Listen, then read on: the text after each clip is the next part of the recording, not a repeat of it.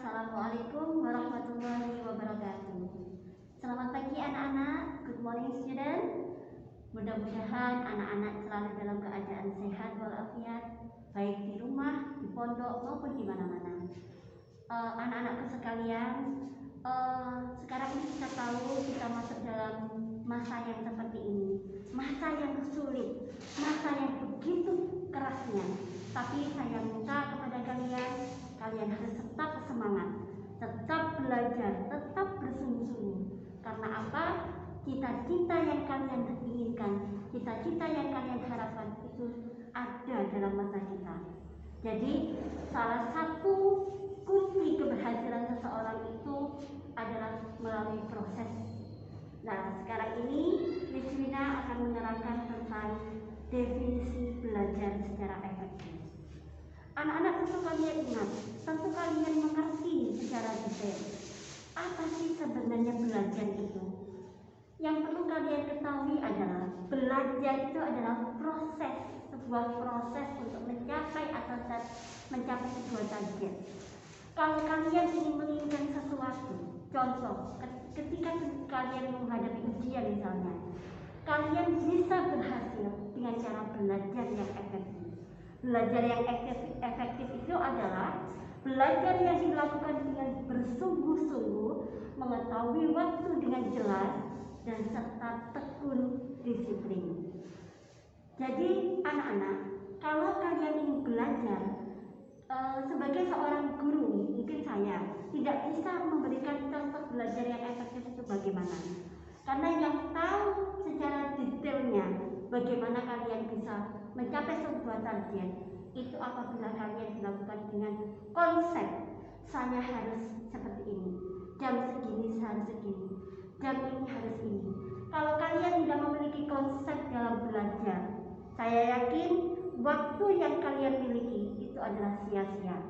Jadi salah satu kunci dari keberhasilan dari belajar yang efektif adalah mengatur waktu dengan sebaik-baiknya.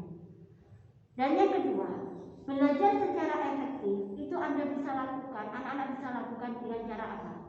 Bersungguh-sungguh, tekun, disiplin, continue. Kalau kalian hanya melakukan dengan sistem SKS, sistem kerja semalam, saya yakin apa yang kalian harapkan, apa yang kalian targetkan tidak akan memenuhi apa yang kalian inginkan. Karena apa? Tidak bisa orang melakukan keberhasilan itu dalam sekejap mata. Ini impossible. Jadi keberhasilan yang harus Anda lakukan adalah melalui proses, dan proses. Demikian tadi definisi. Untuk yang berikutnya adalah ciri-ciri belajar efektif. Seperti yang saya sampaikan tadi, belajar yang efektif itu adalah pembelajaran yang dilakukan dengan bersungguh-sungguh, dengan disiplin, tekun, dan kontinu. Kalau kalian tidak kontinu, tidak disiplin, tidak tekun, saya yakin kalian tidak bisa menjadi anak-anak yang berprestasi. Perlu kalian tahu bahwasanya belajar itu adalah suatu proses anak-anak. Proses dengan gigih, proses dengan semangat untuk mencapai sebuah keberhasilan. Ingat, tanpa belajar kalian tidak akan bisa mencapai sebuah keberhasilan. Sama halnya orang-orang yang pengusaha sukses. Mereka berhasil, mereka dapat mencapai target yang dia inginkan melalui proses-proses yang luar biasa. Kalian tahu Bob Sadino, kalian tahu pengusaha-pengusaha besar yang lain, itu melalui proses. Dan proses yang mereka lakukan itu dengan konsep belajar yang efektif. Adapun selanjutnya, mengapa kita harus belajar secara efektif? Anak-anakku sekalian yang saya cintai, sekali lagi saya sampaikan, pentingnya belajar secara efektif itu adalah bagaimana cara kita mengontrol diri kita, memanage waktu kita secara efektif agar mencapai sebuah keberhasilan. Tanpa kalian mengontrol, memanage waktu dengan baik, maka waktu yang kalian miliki adalah sia-sia. Jadi pesan Bu Wina, Pembelajaran secara efektif atau belajar secara efektif adalah mengetahui waktu dengan sebaik-baiknya, dengan cara mengontrol waktu, hidup disiplin, tekun, dan bersungguh-sungguh. Untuk yang selanjutnya, contoh belajar yang efektif itu banyak sekali anak-anak. Kalian bisa lakukan di pagi hari, di siang hari, di sore hari, di malam hari mungkin. Dengan konsep yang tentunya belajar efektif harus tubuh yang sehat, jiwa yang sehat. Kalau tubuh dan jiwa kita yang sehat, maka belajar secara efektif dapat berjalan dengan lancar. Tapi kalau tubuh kita sakit, jiwa kita sakit, tidak sehat, maka tentu tidak akan bisa belajar secara optimal. Jadi anak-anak yang perlu diingat adalah contoh belajar yang efektif di sini adalah jiwa, raga, serta pikiran kita itu adalah sehat. Sehat jasmani dan sehat rohani. Dan tentunya dengan pembelajaran yang efektif, saya yakin tubuh kalian kuat, tubuh kalian sehat, maka semua yang kalian pelajari dapat masuk dengan baik. Apa contoh kalian belajar matematika? Temui konsepnya terlebih dahulu. Jangan lupa sering mengerjakan soal-soalnya, mengerjakan soal bahasa Inggris. Kalian harus bisa mengerti, memahami teks, kemudian banyak vocab yang kamu miliki dengan cara menghafal dan lain sebagainya, menulis dan lain sebagainya. Begitu juga pembelajaran yang lain, IPA, IPS dan lain sebagainya. Itu tidak lain dengan cara membaca. Kalian bisa mendapatkan ilmu pengetahuan, kalian bisa mendapatkan ilmu sosial dengan cara membaca. Tanpa membaca, kalian tidak akan pernah bisa mendapatkan ilmu atau informasi sedikit pun. Konsep dari membaca tersebut tidak lain adalah contoh dari pembelajaran secara efektif. Kalian harus punya planning. Target saya harus menguasai bahasa Inggris. Target saya harus menguasai IPS. Target saya harus menguasai bahasa Inggris. Kalau kalian sudah punya target, seminggu saya bisa bahasa Arab, seminggu saya bisa bahasa Inggris, seminggu lagi saya bisa IPA. Saya yakin seluruh mata pelajaran akan tercover dengan baik. Ya. Untuk yang berikutnya adalah tujuan pembelajaran secara efektif. Anak-anak tahu tujuannya apa sih Bu sebenarnya belajar efektif itu? Tentu saat ini adalah masa-masa yang sulit, masa-masa pandemi seperti ini. Tidak ada seseorang pun, satu orang pun di dunia ini yang merasa tidak kesulitan, baik dalam sektor perekonomian atau mungkin dalam sektor pembelajaran. Banyak sekali ibu-ibu, banyak sekali anak-anak di luar sana mengeluh dengan adanya konsep pembelajaran saat ini terjadi, baik secara daring maupun penugasan dan lain sebagainya. Kalau menurut pendapat Bu Winasih pribadi, jangan menjadikan kendala, jangan jadikan alasan daring itu susah, jangan jadikan alasan kalau pandemi, jangan jadikan alasan karena ini corona. Jangan dan jangan. Yang perlu kalian pahami adalah pembelajaran secara efektif dalam musim-musim pandemi saat ini adalah kalian harus efektif, kalian harus aktif. Aktif dalam hal apa? Aktif dalam mencari informasi, aktif dalam dunia informatika dan lain sebagainya. Jangan jadikan alasan karena ini adalah pandemi, saya tidak bisa melakukan apa-apa. Kemudian ada kata-kata frustasi. Kalau sudah apalah dan apalah nanti jadinya, tentu hasilnya tidak ada, innocent. Kalau ini kalian terapkan seterusnya, saya yakin pembelajaran di Indonesia tidak akan berjalan dengan baik dan lancar.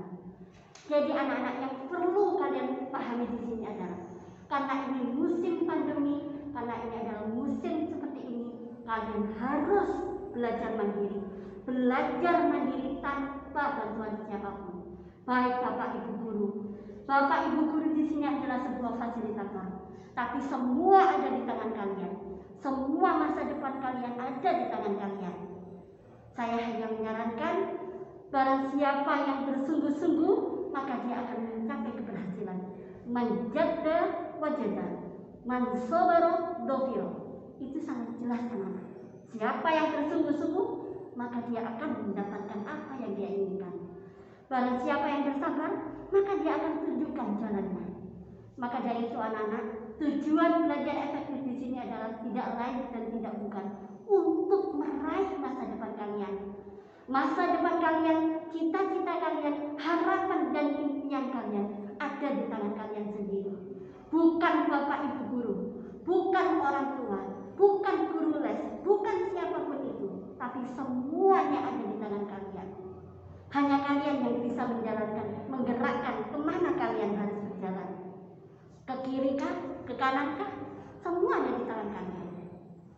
Jadi harapan Miss Wina dan guru bapak ibu dan guru yang lainnya tentunya hanya satu. Kalian harus semangat, harus berjuang, harus tanpa pantang menyerah.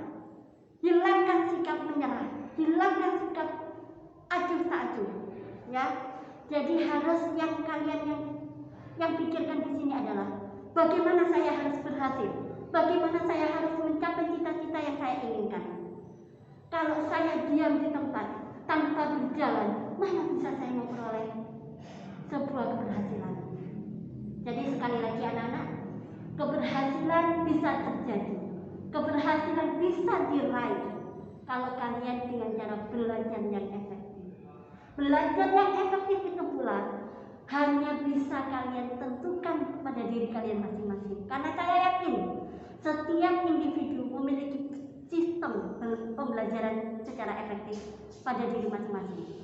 Contoh Bu Wina bisa melakukan pembelajaran secara efektif dengan cara apa?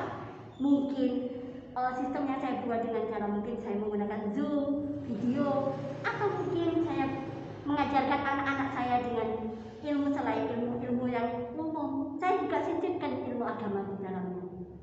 Jadi tidak monoton anak-anak. Semua yang kita tonton itu ambil sisi baiknya, ambil sisi positif pembelajarannya. Semua di sini saya yakin anak-anak ini anak-anak pintar.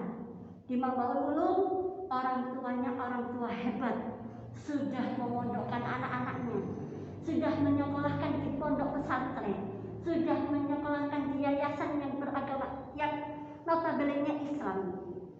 Coba kalau kalian ini disekolahkan di sekolah yang tidak notabene Islam, bagaimana akhlak dan moral anak-anak? Nauzubillah min dzalik. Kalian tahu di luar sana banyak sekali anak-anak yang pandai, anak-anak yang pintar, anak-anak yang cerdas tapi tidak memiliki moral. Jadi saya salut dan saya bangga pada pondok pesantren Mambaul Ulum ini yang sudah mendidik anak peserta didik menjadi anak-anak yang berakhlakul karimah. Selain memiliki pengetahuan yang baik, kemudian cerdas, inovatif, tapi juga memiliki karakter Islam yang kuat.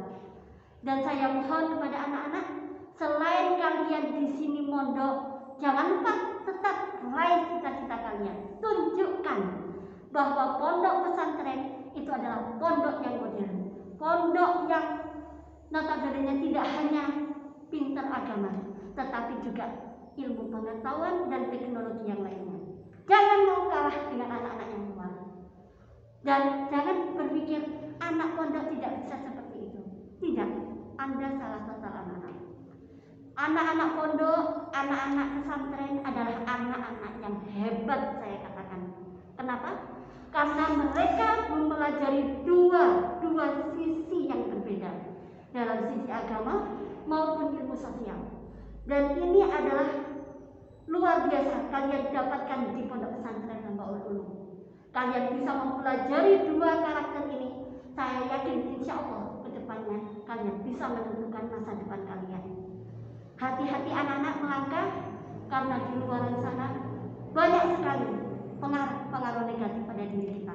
Kalau kita tidak membentengi agama dengan kuat, saya yakin kalian tidak akan bisa menjalani kehidupan ini dengan baik. Banyak anak-anak terjerumus narkoba, banyak berzina di mana-mana. Karena apa? Karena tidak ada pembekalan agama di dalamnya. Kalau seandainya mereka semua dibebani agama dalam diri mereka, insya Allah mereka akan tertata dengan hati baik, karena hatinya hati Islam. Seperti anak-anak pondok pesantren Mambaul Ulum. baik yang santri perempuan, baik santriwan maupun santriwati, semuanya bernaungan Islami, hatinya pun bercahaya Islami. Jadi saya harapkan akhlak yang kalian miliki, ilmu yang kalian dapatkan itu adalah dapat bermanfaat bagi kalian ke depannya. Untuk yang selanjutnya, yang terakhir anak-anak, yang saya ingin sampaikan untuk yang terakhir kalinya. Sudah saya sampaikan banyak panjang lebar tadi di depan. Inti dari pembelajaran efektif adalah pembelajaran yang sistematis, pembelajaran yang berencana, pembelajaran yang disiplin, bersungguh-sungguh, tekun, dan mengontrol waktu dengan sebaik-baiknya. Apabila semua konsep ini akan dijalani dengan sebaik-baiknya, saya yakin cita-cita, keinginan, impian, harapan, dan lain sebagainya dapat kalian capai. Tanpa adanya pembelajaran yang secara efektif pada diri kalian, tentu jangan bermimpi menjadi orang yang berhasil. Jangan bermimpi menjadi orang yang diharapkan oleh orang tuanya. Jadi orang tua di sini adalah mendoakan dan mensupport. Selebihnya keberhasilan ada di tangan kalian. Bapak Ibu guru sekali lagi tidak bisa menolong kalian sepenuhnya, karena kami sebagai pengajar hanya bisa mengarahkan, hanya bisa mendidik, hanya bisa memberikan informasi. Tapi untuk selebihnya keberhasilan ada di tangan kalian. Anak-anakku sekalian, anak-anakku yang soleh solihah, saya Miss Wina mengucapkan mohon maaf yang sebesar-besarnya apabila dalam apa yang saya sampaikan tadi kurang berkenan di hati anak-anak. Jadi kami sebagai selaku Bapak Dewan Guru mengucapkan semangat, jangan menyerah, tunjukkan kalian hebat, tunjukkan bahwa kalian bisa. Okay, thank you very much. I think enough for our meeting today. If there are any mistakes, I beg your pardon. See you in the next time. Wassalamualaikum warahmatullahi wabarakatuh.